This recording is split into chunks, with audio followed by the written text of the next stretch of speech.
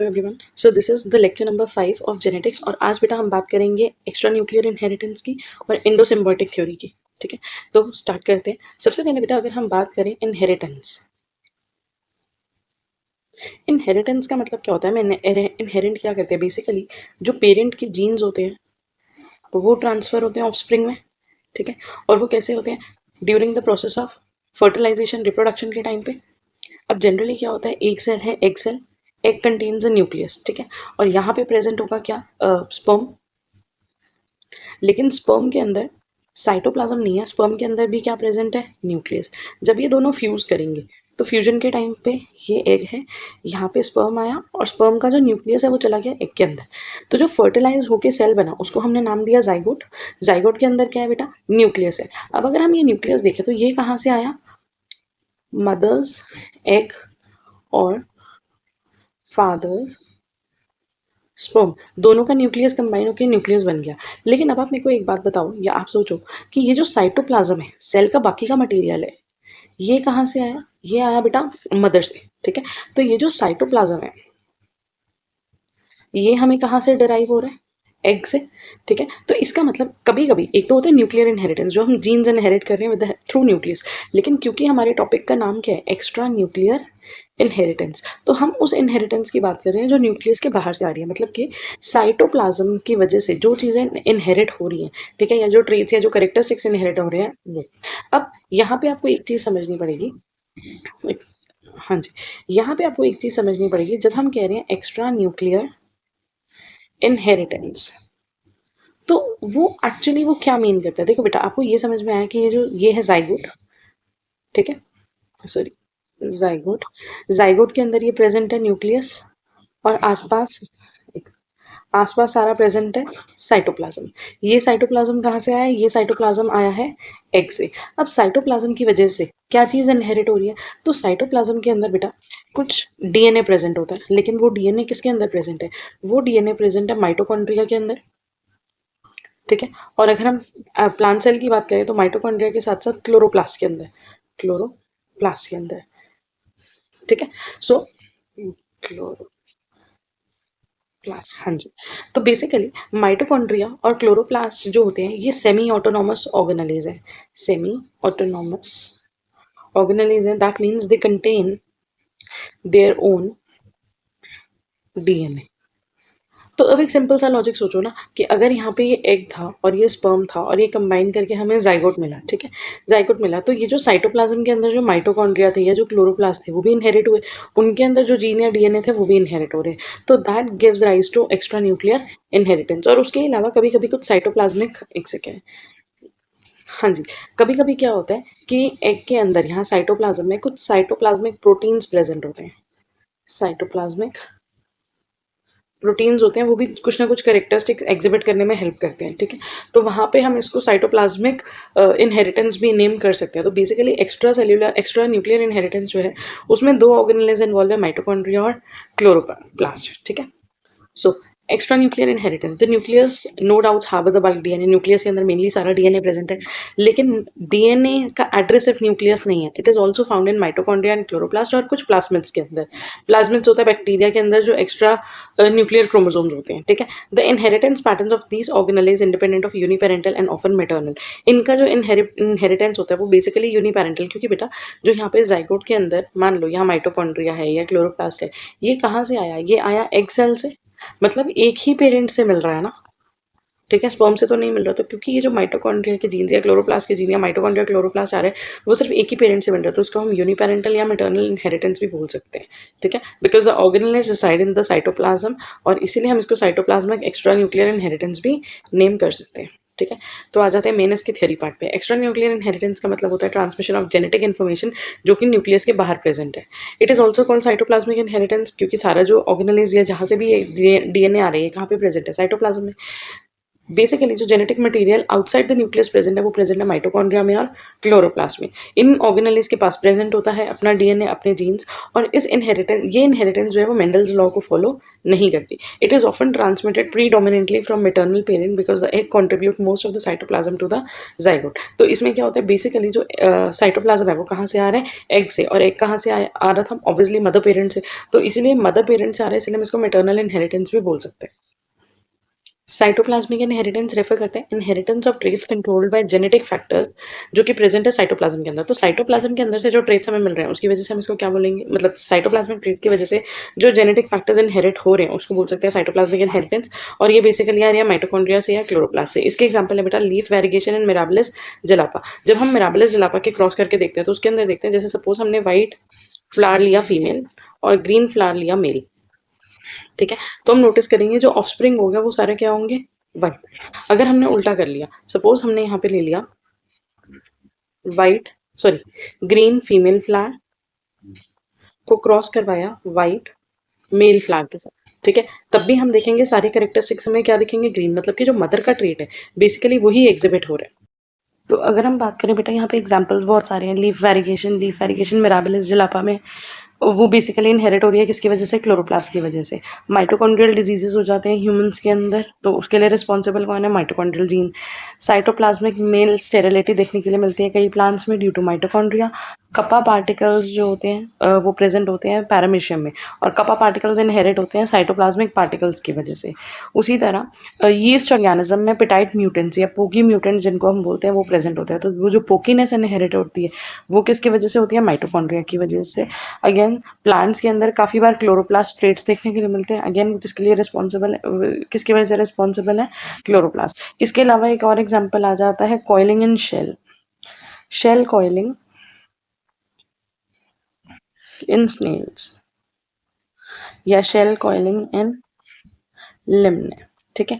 तो जो shell coiling होती है वो भी किस वजह से आती है, साइटोप्लाज्मिक डिटर्मिनेंट्स या साइटोप्लाज्मिक पार्टिकल्स की वजह से होती है। तो ये जितने भी एग्जांपल्स हैं या इनमें से कुछ important examples, for example kappa particles का एग्जांपल इंपॉर्टेंट है, लीफ वेरिगेशन जो है वो इंपॉर्टेंट है, उसके अलावा शेल कॉइलिंग इंपॉर्टेंट है। तो ये एग्जांपल्स हम करेंगे नेक्स्ट वीडियो में, बिकॉज आज की वीडियो में हम सिर्फ एंडोसिम्बायोटिक थ्योरी और एक्स्ट्रा न्यूक्लियर इनहेरिटेंस के बारे में पढ़ रहे हैं। तो अभी तक हमने बेटा ये चीज़ देखी कि दो ऑर्गेनेल्स रिस्पॉन्सिबल है, माइटोकॉन्ड्रिया और क्लोरोप्लास्ट। इनको सेमी ऑटोनॉमस ऑर्गेनेले बोलते हैं, क्यों, क्योंकि ये इनके पास अपना डीएनए होता है, they have their own DNA and ribosomes, ठीक है। ये they play an important role in energy generation और ये इनहेरिट हो रही है मेटर्नल साइटोप्लाज्म की वजह से। They both have evolve from free living bacteria, ये आई कहाँ से, डेवलप कहाँ से हुए, फ्री लिविंग बैक्टीरिया की वजह से। और they have undergone many changes since the endocytosis. अब बेसिकली हुआ क्या कि एक सेल ने किसी एक बैक्टीरिया को एंडोसाइटोस कर लिया, ठीक है, इनगल्फ कर लिया, और वो बैक्टीरिया बाद में over the course of evolution वो बैक्टीरिया जो है उसने एक सिम्बायोटिक रिलेशनशिप डेवलप कर ली सेल के साथ, and then that gives rise to this evolution, ठीक है। एंडोसिम्बायोटिक थ्योरी की अगर हम बात करें तो एंडोसिम्बायोटिक थ्योरी ही मेन है। देखो एक चीज़ समझो, हमने कहा कि सेल होता है, सेल के पास अपना न्यूक्लियस होता है, ठीक है, न्यूक्लियस के अंदर प्रेजेंट होता है डीएनए, तो ये तो मेन स्टोरी थी। लेकिन फिर साइटोप्लाज्म के अंदर जो डीएनए आया, यहाँ पे साइटोप्लाज्म के अंदर जो डीएनए आया वो डीएनए आया किस वजह से, वो डीएनए आया या तो माइटोकॉन्ड्रिया की वजह से या वो आया क्लोरोप्लास्ट की वजह से। मतलब कि साइटोप्लाज्म में जो डीएनए प्रेजेंट है वो तो या तो माइटोकॉन्ड्रिया में या तो क्लोरोप्लास्ट में। तो एक्चुअली था क्या, माइटोकॉन्ड्रिया और chloroplast. Mitochondria was an aerobic bacteria जिसको सेल ने इनगल्फ कर लिया था, लेकिन उसने एस्केप कर लिया डाइजेशन को, वो डाइजेस्ट नहीं हुआ, और सेल के अंदर उसने एक सिम्बायोटिक रिलेशनशिप डेवलप करा जहाँ पे माइटोकॉन्ड्रिया से सेल को फायदा हो रहा था और सेल से माइटोकॉन्ड्रिया को, ठीक है। And likewise something similar happen with chloroplast as well. तो सेल ऑर्गेनेल्स जैसे माइटोकॉन्ड्रिया, क्लोरोप्लास्ट और कुछ बेसल बॉडीज जो होती हैं वो कहाँ से आई, from free living bacterial species. Endosymbiotic theory से हमें क्या पता चलता है, small respiring bacteria parasitize large anaerobic prokaryotes. जो बहुत सारे छोटे छोटे रेस्पायरिंग बैक्टीरिया थे, वो बैक्टीरिया जो एरोबिक रेस्पिरेशन कर सकते थे, उन्होंने किसको पैरासाइटाइज करा, किसको इन्फेक्ट करा, एनारोबिक प्रोकैरियोट्स को इन्फेक्ट कर दिया। These small ingested bacteria eventually evolved into organelles. It is likely that these proto-mitochondria invaded the host like modern predatory bacteria, Vibrio, invades prey bacteria. तो जैसे अब एट प्रेजेंट एक example modern time में हम पढ़ रहे हैं बेटा, डेलो विब्रियो जो है वो प्रे बैक्टीरिया को इन्फेक्ट करता है। उसी तरीके से हम मान के चल रहे हैं कि पुराने टाइम में, बहुत पहले के टाइम में, स्मॉल रेस्पायरिंग बैक्टीरिया मतलब कि एरोबिक बैक्टीरिया ने सेल को इन्फेक्ट करा था, सेल के अंदर एंटर हुआ था और ये वहाँ पे डाइजेस्ट नहीं हुआ और तब से ये सेल के अंदर प्रेजेंट है एज अ सिम्बायोटिक रिलेशनशिप। अगर हम बेसिक फीचर्स की बात करें कि एंडोसिम्बायोटिक में मतलब माइटोकॉन्ड्रिया और क्लोरोप्लास्ट जो है वो इसे क्या फीचर्स शेयर कर रहे हैं, तो बेसिकली सबसे पहला क्या है, प्रोकैरियोटिक फीचर। दोनों ऑर्गेनेल जो है वो प्रोकैरियोटिक राइबोसोम्स उनके हैं, जिसमें 70s राइबोसोम्स होते हैं। न्यूक्लियर मेम्ब्रेन जो है वो वेल डेवलप नहीं है। तो बेसिकली ये प्रोकैरियोट है, जिससे ये इस थ्योरी को भी सपोर्ट करते हैं एंडोसिम्बायोटिक को, कि सेल ने एक प्रोकैरियोटिक बैक्टीरिया को इनगल्फ कर लिया था या प्रोकैरियोटिक बैक्टीरिया ने सेल को इन्फेक्ट कर दिया था एंड तब से ये एसोसिएशन चल रहा है। शेयर्ड कैरेक्टरिस्टिक्स, इनके पास सर्कुलर डीएनए प्रेजेंट है, 70s राइबोसोम्स प्रेजेंट है, डिवीजन इनकी बाइनरी फिजन से होती है, डिस्टिंक्ट आरएनए पॉलीमरेज है, आरआरएनए स्पीशीज है। तो बेसिकली ये सारे फीचर्स जो हैं ये माइटोकॉन्ड्रिया के अंदर भी है, क्लोरोप्लास्ट के अंदर भी है और बहुत सारे बैक्टीरिया के अंदर भी होते हैं। ठीक है। Next, membrane composition. Inner membrane of these organelle contain microbial lipid, जैसे कार्डियोलिपिन होता है माइटोकॉन्ड्रिया में, ग्लाइकोसाइल ग्लिसराइड्स होता है क्लोरोप्लास्ट में। तो ये भी रिजेंबल करता है किसको, प्रोकैरियोटिक बैक्टीरियाज के मेम्ब्रेन को। Evolutionary genome changes. The genome of both symbiotic partners have undergone many changes, including genetic reshuffling between organelle and nuclear DNA and loss of much organelle information. Over the course of evolution, बेटा बहुत सारे jeans जो हैं, बहुत सारे जो jeans हैं वो लॉस हुए हैं। क्यों? क्योंकि अब जब ये प्रोकैरियोटिक बैक्टीरिया सो कॉल्ड, ठीक है, प्रोटोबैक्टीरिया मान लेते हैं, ये जो प्रोटोबैक्टीरिया है ये अगर अब सेल के अंदर आ गया तो बहुत सारी मशीनरी इसको यहीं से मिल रही है, इसको बहुत सारी चीज़ें बनाने की जरूरत नहीं है। तो over the period of time जो न्यूक्लियस का डीएनए होता है और जो माइटोकॉन्ड्रिया के डीएनए होते हैं उनमें बहुत सारे जीन्स एक्सचेंज भी हुए हैं और काफ़ी सारे जीन्स लूज भी हुए हैं। Interdependence and encoding. Organelles have become smaller and specialized with nuclear and organelle genome depending on each other. अब ये चीज़ हमने यहाँ पे डिस्कस करी कि जो ऑर्गेनलेज है या जो डीएनए अभी हमने पढ़ा था कि वो स्मॉल हो रहा है, एक दूसरे के साथ जो डिपेंडेंस है वो बढ़ रही है। Some protein complex encoded partly by nuclear genome and some by organelle genome. कुछ प्रोटीन्स जो है वो न्यूक्लियस से बन जाते हैं, मतलब ट्रांसक्रिप्शन ट्रांसलेशन के थ्रू, और कुछ प्रोटीन्स जो है वो माइटोकॉन्ड्रिया या क्लोरोप्लास्ट के डीएनए की वजह से बन जाते हैं। सो ये बेटा एंडोसिम्बायोटिक ओरिजिन ऑफ माइटोकॉन्ड्रिया, मतलब स्मॉल रेस्पायरिंग बैक्टीरिया था, ठीक है, उसने क्या करा, एक सेल को अटैक करा, host cell membrane of large anaerobic bacteria. Cell ने इसको इंजेस्ट कर लिया, एक वैक्यूल बना लिया, मेम्ब्रेन बना दी। उसके आसपास अगर आप देखोगे पहले यहाँ पे ऑरेंज मेम्ब्रेन नहीं है बाहर, लेकिन अब इसके अंदर एक बाहर ऑरेंज या रेडिश मेम्ब्रेन दिख रही है, तो वो सेल ने इसको एक मेम्ब्रेन के अंदर इनक्लोज कर दिया, दैट इज वेसिकल मेम्ब्रेन। ठीक है, और अब वो जो मेम्ब्रेन थी जो सेल ने इसके आसपास बनाई थी वो बन गई आउटर माइटोकॉन्ड्रियल मेम्ब्रेन, जो इसकी अपनी मेम्ब्रेन थी वो बन गई इनर माइटोकॉन्ड्रियल मेम्ब्रेन। तो ये थ्योरी थी एंडोसिम्बायोटिक थ्योरी ऑफ और माइटोकॉन्ड्रिया की। इसके अंदर बेसिकली अगर हम देखें, by consuming oxygen respiring parasite allowed it anaerobic host to survive in condition. तो क्योंकि ये एरोबिक बैक्टीरिया, जो माइटोकॉन्ड्रिया का प्रोटोफॉर्म था वो एक एरोबिक बैक्टीरिया था, तो इसका मतलब ये ऑक्सीजन को यूज कर सकता है और ऑक्सीजन की हेल्प से ये एटीपी जनरेट करेगा। ठीक है, और इस तरीके से ये एनारोबिक सेल को हेल्प करेगा। The parasite also share some of the energy it efficiently produce aerobically with the host. जो एटीपी वो बना रहा है वो होस्ट सेल को भी मिल रहा है। In exchange the large anaerobic host provide carbon sources for aerobic respiration and over the course of evolution anything not useful for survival was lost and led to compensatory strategies. अब इसमें क्या हो रहा है, देखो एरोबिक बैक्टीरिया तो ये काम कर रहा है ना कि वो ऑक्सीजन को यूज करके एटीपी बना रहे हैं, लेकिन उसको एटीपी बनाने के लिए कार्बन सोर्सेज ग्लूकोज लैक्टोज वगैरह दे कौन रहे हैं, उसको दे रहे हैं एनारोबिक होस्ट मतलब कि cell. So as atmospheric oxygen is increase, जैसे जैसे एटमॉस्फेरिक ऑक्सीजन इंक्रीज हुआ वैसे वैसे इस एरोबिक फॉर्म की ज़रूरत जो है वो ज़्यादा पड़ी। The anaerobic host grew increasingly dependent on protomitochondria to detoxify the gas, transforming an initial parasitism into obligatory mutual beneficial partnership. Initially क्या था, ये पैरासिटिज्म, पैरासिटिज्म मतलब एक सेल ने दूसरे को इनगल्फ कर लिया, ठीक है, ये पैरासिटिज्म था। लेकिन बाद में जाके क्या हुआ, ये एक मैंडेटरी सिम्बायोटिक म्यूचुअल रिलेशनशिप में कन्वर्ट हो गया। ठीक है, so the small respiratory bacterias eventually evolve into mitochondria, जिनको हम प्रेजेंट डे यूकेरियोट सेल्स में देखते हैं। अब अगर हम बात करते हैं क्लोरोप्लास्ट की, तो क्लोरोप्लास्ट के अंदर भी क्या होता है बेटा, क्लोरोप्लास्ट के साथ भी कुछ ऐसा ही देखने को मिले।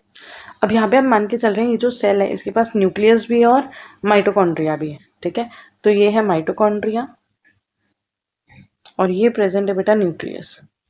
अब इस सेल ने इनगल्फ कर लिया किसी एक स्मॉल साइनोबैक्टीरियम को। ठीक है, इंजेस्ट करा, उसके आसपास भी मेम्ब्रेन बना दी, और लेकिन वो मेम्ब्रेन बाद में जाके लॉस हो जाती है, बट वो क्या बन गया, chloroplast. So retention of cyanobacterial double layered membrane, लेकिन लॉस ऑफ वेसिकल मेम्ब्रेन। वो जो वेसिकल मेम्ब्रेन बनी थी वो इसके पास से हट गई। तो क्लोरोप्लास्ट के पास जो अपनी जो मेम्ब्रेन होती है वो उसकी अपनी मेम्ब्रेन ही होती है जो पहले से साइनोबैक्टीरिया में प्रेजेंट होती है।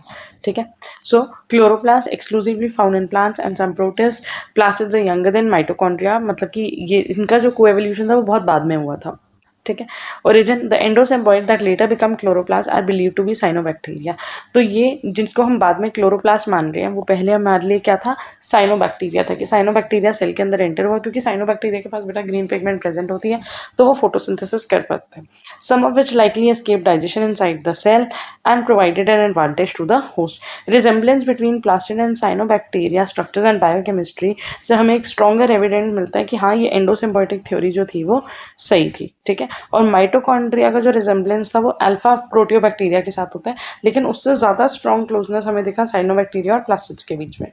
Similar events can still be observe today as the ciliate protozoan Paramecium berseria hosting the unicellular green algae chlorella। ऐसा रिलेशनशिप, ऐसी एंडोसिम्बायोसिस हमें आज भी देखने के लिए मिलती है। जैसे अभी हमने पीछे भी एक एग्जांपल देखा था, यहाँ पे भी है बेटा कि जो पैरामीशियम है वो इंगल्फ करता है किसको, क्लोरेला को, और क्लोरेला जो है वो फोटोसिंथेसिस करता है और इसकी वजह से ही सिम्बायोटिक रिलेशनशिप डेवलप कर लेते हैं। ठीक है, एक से The algae acts like pseudochloroplast by providing food to protozoan, leading the host to avoid digestion, और एक symbiotic relationship जो है वो develop हो जाता है।